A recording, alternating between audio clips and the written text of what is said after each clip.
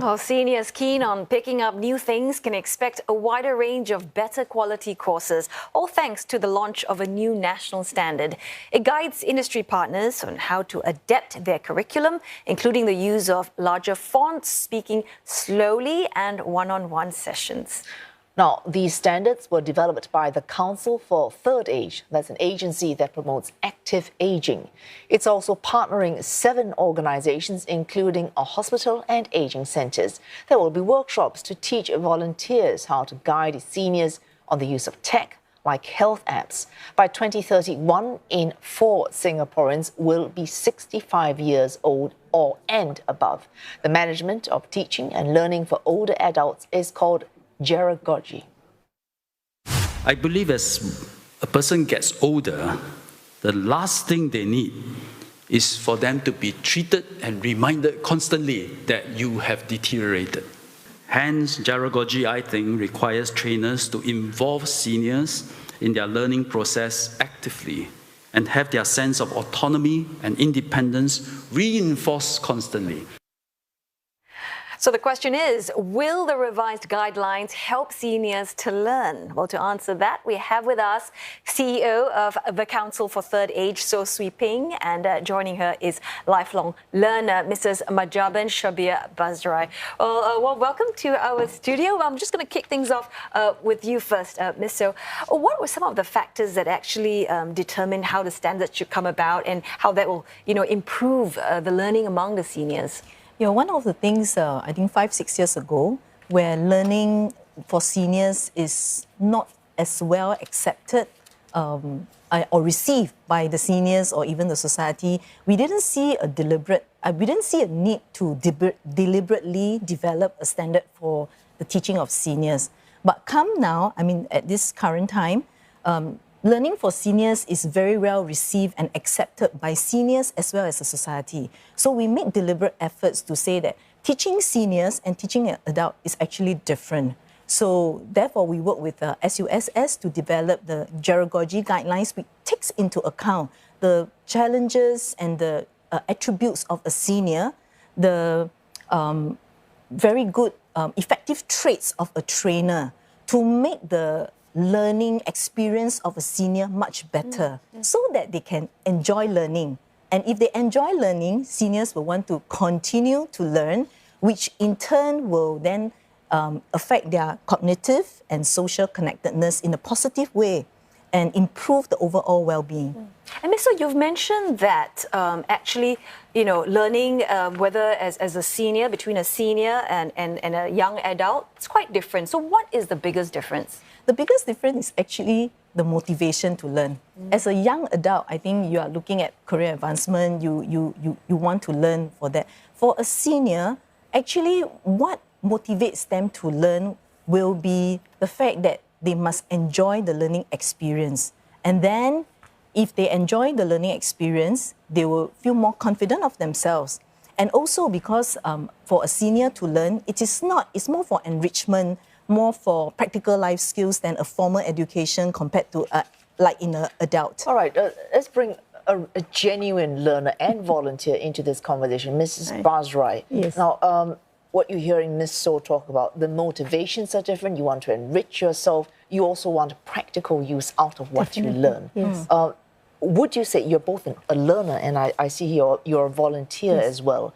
These new standards, this deliberate attempt to standardize how we teach older citizens, how do you think you will benefit from them? Because you've been doing this for many years. So these things, how will they benefit you? Okay, basically, like she said, the senior olders, they want to learn now because firstly, whatever they have not learned before, they want to put it into practice. And with NSS subsidies, the Skills Future Funds, you have money, so you don't even need that. So now they are not dependent on someone to pay for their fees. So what most of us, the 60 plus, the baby boomers, had a penchant for learning. So they have now a second chance at learning things that they would like to do. And with the Zoom and all that, the new online platforms that we are now promoting, it's very easy for them. It's convenient that they can sit in the comfort of their own home and learn everything. Well, she's talking about geragogy, like pedagogy. Yes. So that means the whole style of teaching, the structure of a lesson would be made different for Exactly. an older It would be learner? more Give me a online. concrete example of It would be of more online, like the same Okay. classes that we did earlier would now be done by them at the comfort of their own homes. So those who are having physical problems or cognitive problems, they don't have to go and find the location. Accessibility is zero. They don't have to go search the venue. They can sit at home, the comfort, whatever, loss of independence because they can't move due to, some stroke or this or whatever it is. So it's easier for them to work, study from there. And with the fees and all taken care of, it's very easy for them. And courses are so interesting nowadays. Like NSA has such a varied buffet of courses. Yeah, I can hear your, enthusiasm there, and online learning and all of that is one feature, right? Learning how to use apps. So I have problems trying to get my mom in the 70s to just how to, use a phone, going online. And you've mentioned, Ms. So, that they must enjoy the experience. So to somebody like my mom, I mean, that is the most difficult thing, isn't it? I mean, just to get them motivated. So how do you address that?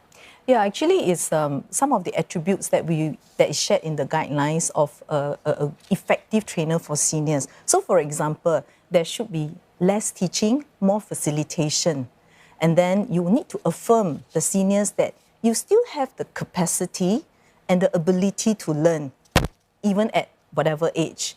When you affirm them, they feel more confident, and they would want to continue to stay curious and learn new things for practical life skills. The other portion that is very important for seniors is they have built up many years of life experiences, and we need to show respect for their autonomy and independence. So in teaching seniors, the trainers, these are some of the traits that a good, effective trainer should embrace when they hold a class for seniors. Your earlier emphasis on online learning, and this I quote you, you said they could have physical problems, they could have cognitive problems. Yes. Frankly, I think even speaking face-to-face with someone who has no cognitive problems, online, it's very hard to communicate, let alone with someone who is much older and has, as you say, cognitive problems. In a way, online, that's not the way to teach an older person, no? I mean, of course, physical class has its own benefits, but in their own home, in their own comfort, and if we keep to a sustainable, the same platform, say, for example, if you're using Zoom and you constantly use that same platform, they get used to it. So just once or twice, they may need the help of, a grandchild or a child sitting there with them. But once they get used to it, they get very confident to do it again and again. And I think what Siupeng mentioned, that not their physical, not the current limitations, but their past achievements. If you bank on that, they're very eager to learn. Right.